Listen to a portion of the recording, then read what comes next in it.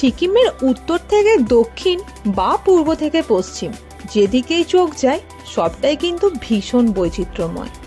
বিস্তীর্ণ পাহাড়, পর্বত, ফুল ফল, বিভিন্ন ঔষধি গাছপালা, ঘন জঙ্গল, ঝর্ণা, সর্বোপরি বিভিন্ন মন্দির, সব মিলিয়ে সিকিমে কিন্তু এখন পর্যটনের অন্যতম কেন্দ্রবিন্দু হয়ে উঠেছে।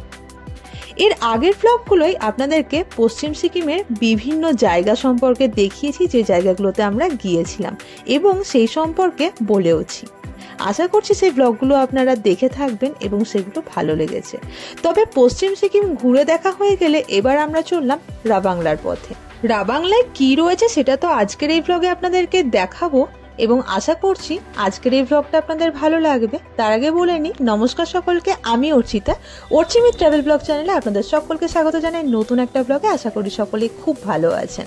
রাবাংলা যাওয়ার পথে দুই সাইডে এত সুন্দর নজরকাড়া দৃশ্য, চারিদিক শুধু সবুজে ভর্তি, তো এইটা দেখে কিছুতেই যেন চোখ ফেরাতে পারছিলাম না।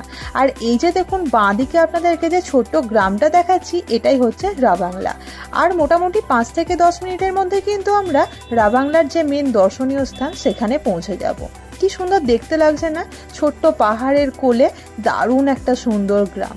রূপে গুণে অপূর্ব এক পাহাড়ি গ্রাম হলো এই রাবাংলা। এটা যেন হিমালয়ের কোলে এক সংস্কৃতির মিলন, যেখানে আপনারা আসলে দেখতে পাবেন একই সঙ্গে নেপালি, ভুটিয়া, তিব্বতী, সিকিমিজ এবং সাথে বেশ কিছু বাঙালিরও দেখা মেলে এখানে।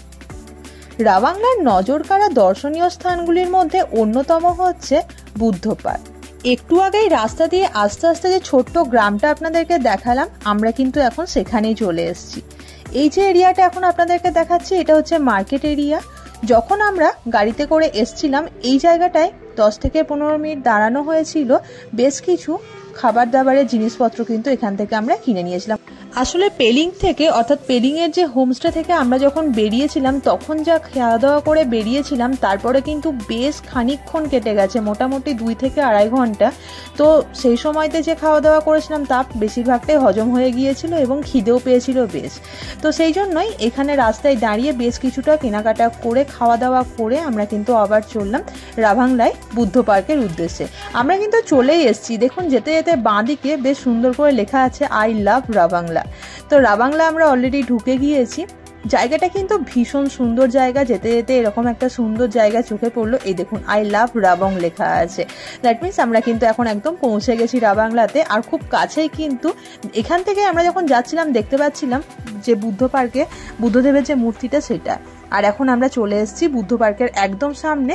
এটাই হচ্ছে সামনে পার্কিং এরিয়া এবং এখানে গাড়ি পার্ক করে আমরা কিন্তু ঢুকে গিয়েছিলাম ভিতরে। আচ্ছা, এখানে একটা ছোট্ট ইনফরমেশন আপনাদেরকে দিয়ে রাখি। গাড়িটা যখন পার্ক করা হবে, গাড়ি পার্কিং এর জন্য ওখান থেকে কিন্তু 20 টাকা বা 30 টাকা এরকম একটা অ্যামাউন্ট নেয়, যেটা কিন্তু আপনাদেরকে পে করতে হবে।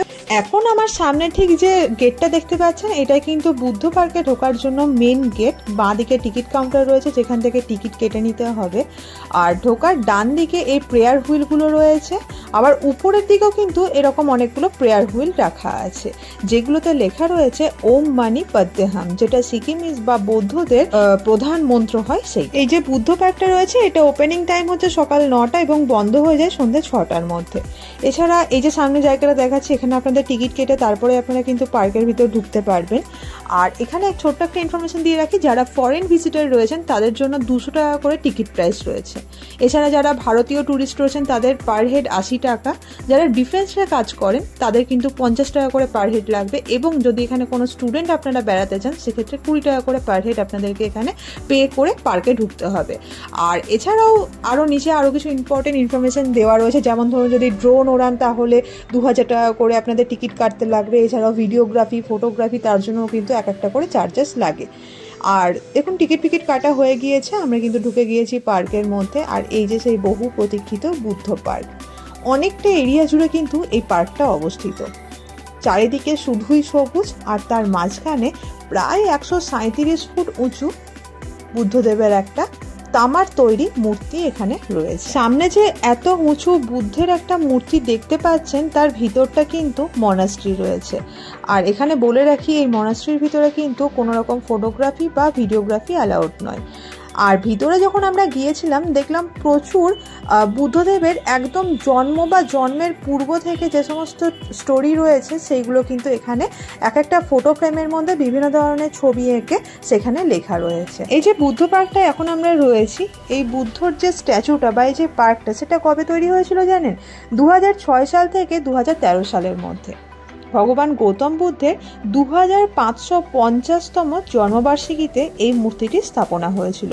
2013 সালে যখন এই বুদ্ধ পার্কটি তৈরি পুরোপুরি কমপ্লিট হয়ে যায়, তখন 2013 সালেরই 25শে মার্চ 14 নম্বর দলাই লামা এখানে এসেছিলেন এবং এই বুদ্ধ পার্কটি ইনঅগারেট করেন। সিঁড়ি দিয়ে অনেকটা উঁচু উঠে যাওয়ার পরে আপনাদেরকে পুরো এরিয়াটা দেখাচ্ছি। দেখুন চারদিকে শুধুই সবুজ আর সবুজ। বিশ্বের সব থেকে উঁচু বুদ্ধ মূর্তি হলো এখানকার এই বুদ্ধ মূর্তিটি, যেটি প্রায় 130 ফুট উঁচু বা 40 মিটার উঁচু।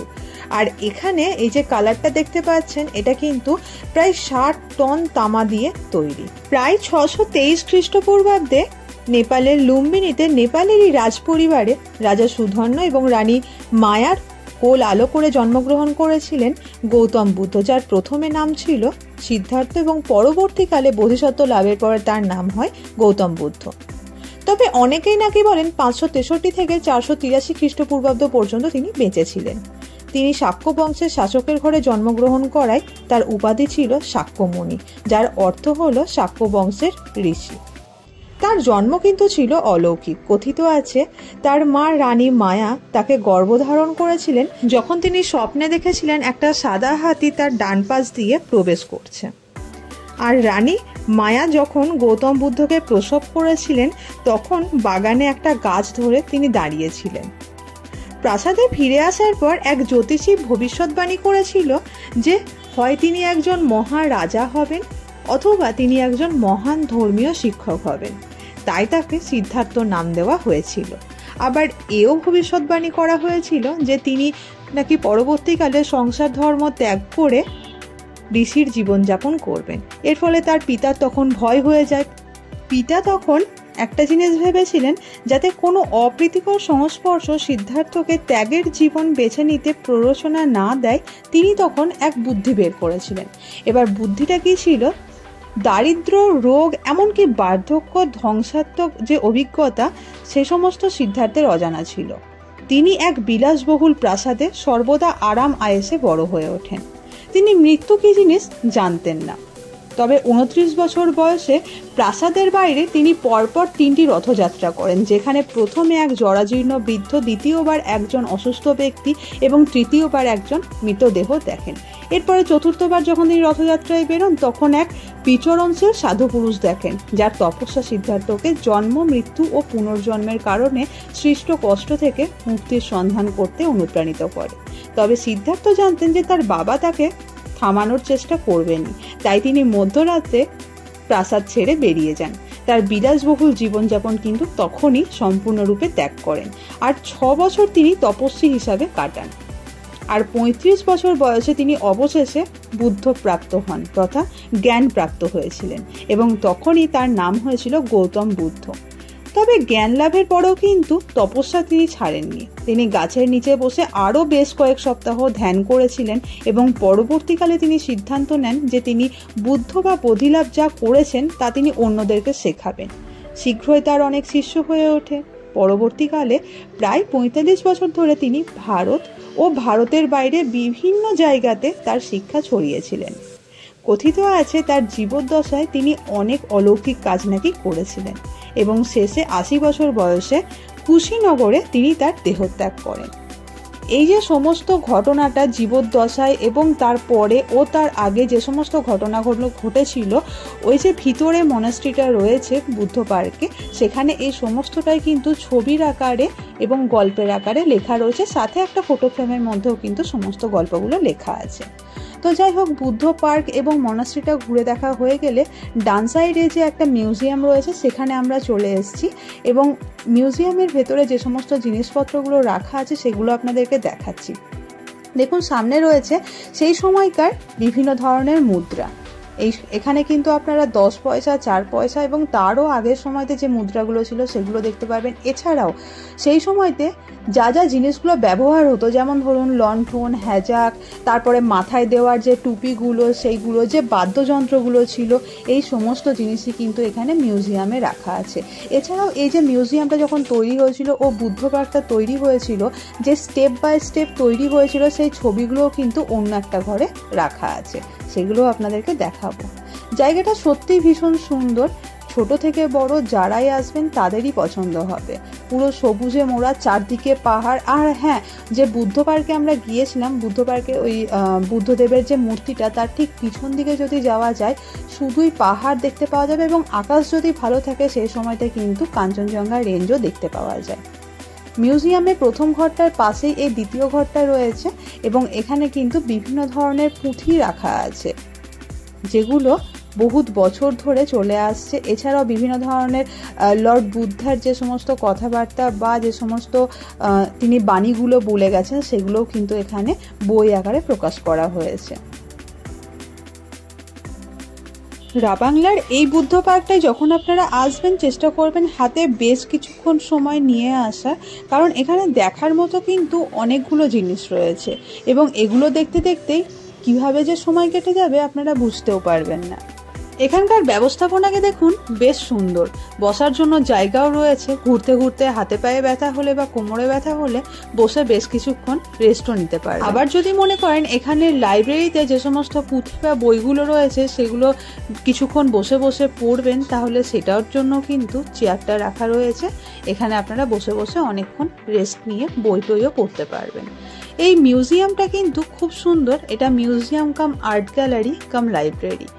আর এই যে মিউজিয়ামের একদম সামনের অংশে এরকম বিশাল বড় এরিয়া জুড়ে বসার জায়গা রয়েছে। তবে এই জায়গাটাতে আদতে কি হয় সেটা কিন্তু আমার জানা নেই। যদি আপনাদের জানা থাকে তাহলে কিন্তু অবশ্যই কমেন্ট বক্সে লিখে জানাতে ভুলবেন না। তো মিউজিয়ামটা কিন্তু অনেকটা জায়গা জুড়ে অবস্থিত। যাই হোক, মিউজিয়ামটা ঘুরে দেখা হয়ে গেলে ওই একই পথে আমরা বেরিয়ে চলে আসলাম বাইরে। এই যে সামনের জায়গাটা, এটাই হচ্ছে মিউজিয়ামে ঢোকার মেন গেটটা, এবং এখন আমরা চলে যাব আবার আমাদের গাড়ির কাছে। তবে এই যে জায়গাটা দেখতে পাচ্ছেন, আপনাদেরকে দেখাচ্ছি, পুরোটাই দেখুন কি সুন্দর সবুজে মোড়া, আর চারিদিকে পাহাড় এবং সুন্দর ঘর। ছিলাম আমরা 4 জন, প্রত্যেকের 80 টাকা করে টিকিট পড়েছিল। বুদ্ধ পার্কটা দেখে কিন্তু ভীষণ ভালো লাগলো। সিকিমে আসবেন অথচ বুদ্ধ পার্ক আসবেন না, এটা তো হয়ই না। বুদ্ধ পার্ক না আসলে পশ্চিম সিকিম ঘোরা কিন্তু আপনাদের পুরোই বৃথা। যাই হোক, বুদ্ধ পার্ক ঘুরে দেখা হয়ে গেলে আমরা আবার চললাম আমাদের নেক্সট ডেস্টিনেশন টেমি টি গার্ডেনের উদ্দেশ্যে। সিকিমের হৃদয়ে অবস্থিত টেমি টি গার্ডেন এমনই একটি শান্তিপূর্ণ এবং মনোমুগ্ধকর স্থান, যেখানে পাহাড়, চা বাগান ও তার স্পেশাল চা সংস্কৃতি সঙ্গে একসঙ্গে মিলেমিশে গিয়েছে। 1962 সালে সিকিম সরকার দক্ষিণ সিকিমের টেমিতে এই চা বাগানটি প্রতিষ্ঠা করেন, যেটা রাবাংলা থেকে মাত্র 16 কিলোমিটার দূরত্বে অবস্থিত। সিকিমের একমাত্র চা বাগান এবং ভারত তথা বিশ্বের শ্রেষ্ঠ চা বাগানগুলির মধ্যে একটি, যেখানকার চা কিন্তু বিশ্বমানের। এখানে আসলে আপনি দেখতে পাবেন পাহাড়ের উপরে চা বাগান কি সুন্দরভাবে ধাপে ধাপে নেমে গিয়ে, চা বাগানে পা দিলে এই সুন্দর চা বাগানটা দেখে আপনার মনে হবেই যেন সবুজ সমুদ্র ঢেউ আকারে এখানে অবস্থান করছে। চা বাগানে প্রবেশ করা মাত্রই বাগানের সৌন্দর্যে আপনি মুগ্ধ হতে বাধ্য। পাহাড়ের একদিকে তাকালে যেমন দেখতে পাবেন কাঞ্চনজঙ্ঘার রেঞ্জ, অন্যদিকে পাহাড়ের ঢাল বেয়ে নেমে গিয়েছে সবুজ চা বাগানের ঢেউ, আর তারই মাঝে মাঝে রয়েছে চেরি ব্লুজম গাছ, যা ছাউনির কাজ করছে। এমন দৃশ্য না দেখলে যে সিকিম ভ্রমণ কিছুটা হলেও অসম্পূর্ণ থেকেই যাবে। আর এই দৃশ্য দেখতে গেলে আপনাকে একবার হলেও টেমি টি গার্ডেন আসতেই হবে। টেমি হলো সিকিমের একমাত্র চা বাগান, যে তার নিজস্ব রূপ, গুণ এবং গন্ধে আপনাকে মুগ্ধ করবে। এখানে একটা ছোট্ট ইনফরমেশন আপনাদেরকে দিয়ে রাখি, পশ্চিম সিকিমে আমরা কিন্তু রাস্তাটা খুব একটা ভালো পাইনি, অর্থাৎ বলতে পারা যায় খারাপের দিকেই ছিল। তবে যখনই আমরা দক্ষিণ সিকিমে পা দিলাম তখন কিন্তু রাস্তা ভীষণ ভালো। রাস্তাগুলো এতটাই স্মুথ যে খুব সুন্দর এবং খুব তাড়াতাড়ি আমরা কিন্তু পৌঁছে গিয়েছিলাম আমাদের যে গন্তব্যস্থানগুলো ছিল সেখানে। আর দেখুন, গল্প গল্প করতে করতে আমরা কিন্তু চলে এসেছি টেমি টি গার্ডেনের একদম সামনে। এই যে সামনের জায়গাটা আপনাদেরকে দেখাচ্ছি গাড়ির মাঝখান দিয়ে, এই রাস্তাটা দিয়ে কিন্তু আমরা ঢুকে যাব টেমি টি গার্ডেনে। টেমি টি গার্ডেনে ঢোকার সময় কিন্তু 20 টাকা করে টিকিট কেটে আপনাদেরকে ঢুকতে হবে। জানেন তো, সিকিমে বসন্ত মানে লাল টুকটুকে রডোডেনড্রন, তবে বসন্তকালে এই টেমিতে যদি আপনারা আসেন তাহলে রডোডেনড্রনের সাথে সাথে উপরি দেখা পাবেন চেরি ব্লুজুমের। আর এই টেমি হলো এমন একটা জায়গা যেখানে পর্যটকরা আসেন চেরি ব্লুজুমের খোঁজে। এখানে আসলে চারদিকে সবুজ চা বাগানের সবুজ ঢেউ, ওপরে নীল আকাশ, দূরে কাঞ্চনজঙ্ঘা রেঞ্জ, সাইডে সিকিমের এই রঙিন পবিত্র পতাকা আর চেরি ব্লুজুম, সব মিলিয়ে আপনার মনে হবে আপনি যেন কোনো এক অজানা স্বপ্নের জগতে বিচরণ করছেন। এ যেন এক স্বর্গীয় অনুভূতি। এই যে সামনে দূর দিগন্ত ধরে আপনারা দেখতে পাচ্ছেন যে চা বাগানটা, এটাই হচ্ছে টেমি টি গার্ডেন। এখানকার শীতল আবহাওয়া ও প্রশান্ত পরিবেশ আপনাকে এক নতুন অভিজ্ঞতা দেবে। আমাদের যে কি আনন্দ লাগছিল আপনাকে তা বলে বোঝাতে পারবো না। তবে ঢোকার মুহূর্ত থেকে এই চা বাগানে যাওয়ার আগে পর্যন্ত বেশ অনেকটা অংশ জুড়ে কিন্তু যে চা পাতাগুলো রয়েছে, চা পাতার গাছগুলো, সেগুলো কিন্তু কেটে দেওয়া হয়েছিল। এখানের একটা নিয়ম রয়েছে, একটা অংশে যখন চা বাগানে চা পাতা থাকে অন্য অংশের সেই জায়গাটা কিন্তু কেটে দেওয়া হয়। সেখান থেকে সমস্ত চা পাতা তুলে নিয়ে সেই অংশটাকে বেশ কিছু দিনের জন্য নর্মালি ফেলে রাখা হয় যাতে ওখানকার মাটিটা উর্বর হয়। এই বিষয়টা জানতে পারলাম ওখানকারই কিছু লোকজনের সঙ্গে কথা বলে। আমরা যখন পশ্চিম সিকিমের ট্যুরটা করেছিলাম, আমরা পশ্চিম সিকিম এবং দক্ষিণ সিকিম দুটো ট্যুরই একসঙ্গে করেছিলাম এবং নর্মালি সেটা প্রত্যেকেই করে, তাই আপনাদেরকেও সেটাই রিকোয়েস্ট করবো, যদি আপনারা পশ্চিম সিকিমের ট্যুর করেন তাহলে শুধুমাত্র পশ্চিম সিকিম না ঘুরে একবারে দক্ষিণ সিকিমটাও ঘুরে আসবেন। তাহলে পেলিংয়ের যে দেখার জায়গা সেগুলো তো আপনাদেরকে দেখালামই, তার সঙ্গে সঙ্গে সাউথ সিকিমের এই টেমি টি গার্ডেন এবং নামচিটাও ঘুরে নেবেন। ভীষণ সুন্দর জায়গা, কথা দিচ্ছি একবার গেলে মনে হবে বারবার। যেহেতু আমরা যেদিন ফিরে আসছি, অর্থাৎ আমরা শিলিগুড়ি থেকে আবার বাসে করেই ফিরে এসেছিলাম বাড়ি, তো যেদিন আমরা ফিরে আসছিলাম সেই ফিরে আসার দিনই কিন্তু আমরা এই রাবাংলার বুদ্ধ পার্কটা, টেমি টি গার্ডেন এবং নামচির চারধাম, এই তিনটে জায়গা একসঙ্গে ঘুরে দেখেছিলাম। হাতে খুব বেশি সময় ছিল না, টেমি টি গার্ডেনে খুব বেশিক্ষণ কাটাতে পারিনি। টেমি টি গার্ডেন থেকে বেরিয়েই একদম সামনে রয়েছে অনেকগুলো ক্যাফে। যদি আপনারা কিছু খাবেন মনে করেন, ওখান থেকেও কিন্তু খাবার, জল এছাড়াও বিভিন্ন ধরনের খাবার জিনিস কিন্তু আপনারা ওখান থেকেই নিয়ে নিতে পারেন। যাই হোক, টেমি টি গার্ডেন ঘুরে দেখা হয়ে গেলে এবার আমাদের গাড়ি চললো নামচি চারধামের উদ্দেশ্যে। তবে নামচি চারধামের ব্লগটা আজকে কিন্তু আপনাদেরকে দেখাচ্ছি না, কারণ তাহলে ভিডিওটা অনেকটাই লেংদি হয়ে যাবে। তো আজকে এখানে শেষ করলাম। আশা করছি ভালো লাগলো ব্লগটা। ভালো লাগলে অবশ্যই লাইক শেয়ার করতে ভুলবেন না। কেমন হয়েছিল কমেন্ট বক্সে লিখে জানাবেন।